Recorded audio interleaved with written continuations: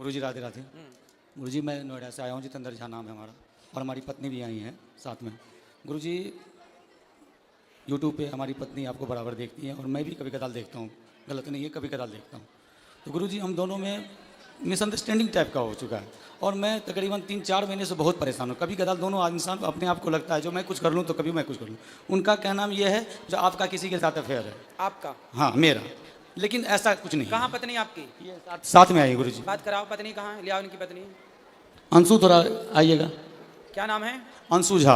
अंशु? हाँ। अंशु जी हाजिर हों। कहाँ है अंशु? ये पीछे बैठी हुई है। मैं अभी जस्ट आया हूँ नोएडा से, तो आपका लरबार लगा हुआ था। कहाँ अंशु? हाथ उठाएं। हाँ अंशु, आयुष बुला बुला, जा दो लेकर बालक आओ। है हमारे।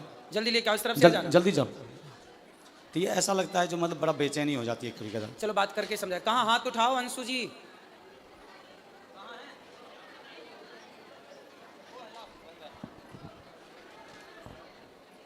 और क्या समस्या है? और समस्या यही है जैसे तो आपकी पत्नी आपको संदेह की दृष्टि से हाँ देखती है? हाँ, प्यार बहुत है दोनों आदमी। तो अच्छा ये बताओ, तो आप क्या, आपका है किसी से चक्कर? नहीं नहीं गुरुजी, गलती हमारी है। गलती कहाँ है ये मैं बता रहा हूँ क्लियर सब पूरे समाज के बीच में। मैं कभी कदाल आपको मदिरा सेवन करता था पहले शराब पीते थे? जी, मैंने छोड़ दिया उसको, मैंने छोड़ दिया उसको।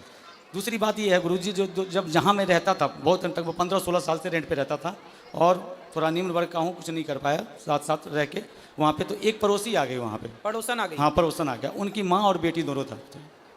उनका कैरेक्टर अच्छा नहीं था। तो ये 2-3 मतलब 6 महीने के लिए गाँव गई थी।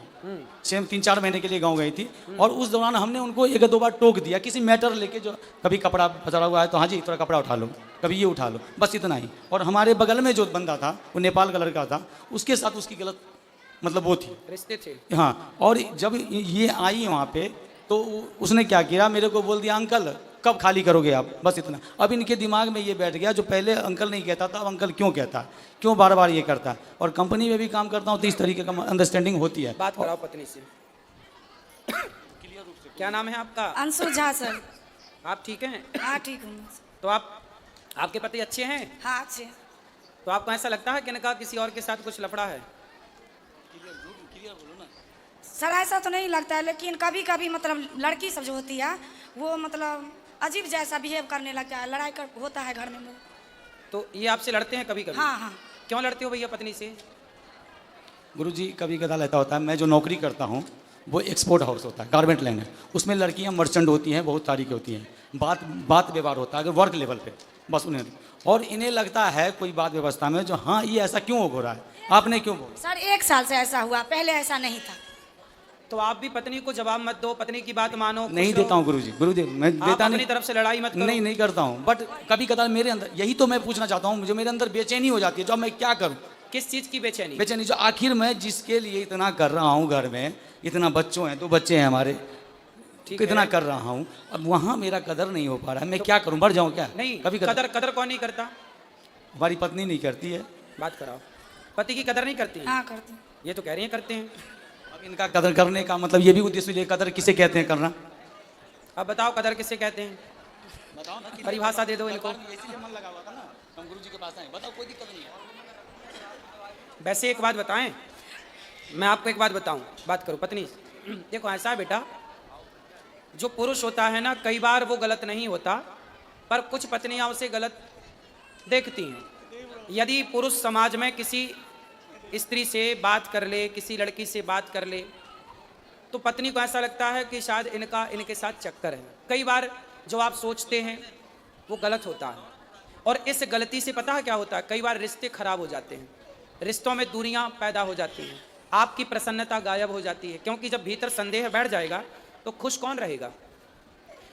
लेकिन आप कई बार जो सोचती हो वो गलत होता है, इसलिए सोचो मत। यदि आप अपनी आंखों से देख लो, यदि आपने ठोस प्रमाण इकट्ठे कर लिए तो आप बिल्कुल कहो कि हाँ ये व्यक्ति गलत है। पर जब आपने देखा नहीं, किसी के मुंह से सुना नहीं, कोई ठोस सबूत नहीं आपके पास, फिर आरोप लगाना गलत है। ठीक है?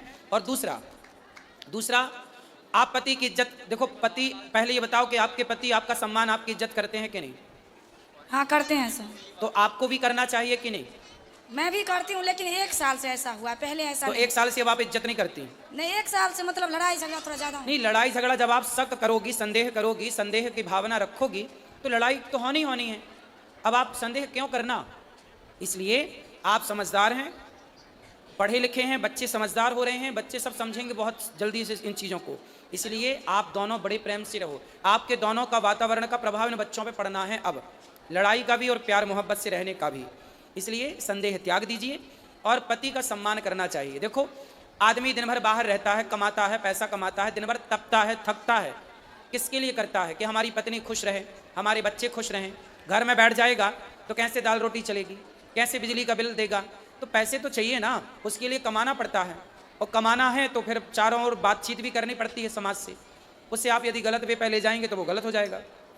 इसलिए अपने पति का सम्मान करना चाहिए। पति का सारी दुनिया अपमान करे चलेगा, पत्नी का सारी दुनिया अपमान करे चलेगा, पर पत्नी सम्मान करे और पति सम्मान करे तो लोग जीते हैं, खुश रह के जीते हैं, कि हमें किसी की ज़रूरत नहीं है।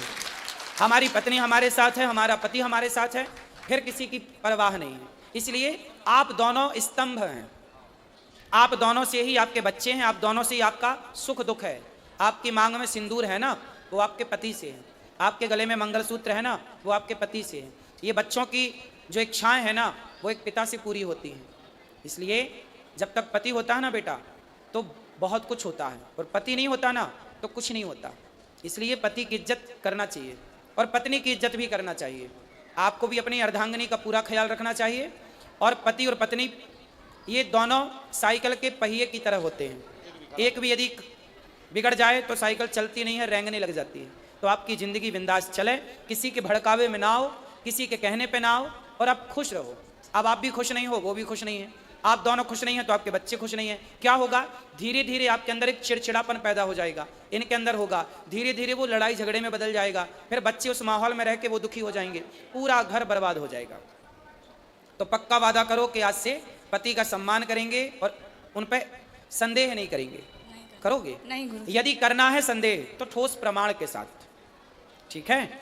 और आपको भी इन्हें विश्वास दिलाना चाहिए, बिल्कुल कि दिलाऊंगा आप बिल्कुल गलत नहीं हैं। बिल्कुल दिलाऊंगा गुरुदेव। यदि पत्नी को संदेह है, हाँ।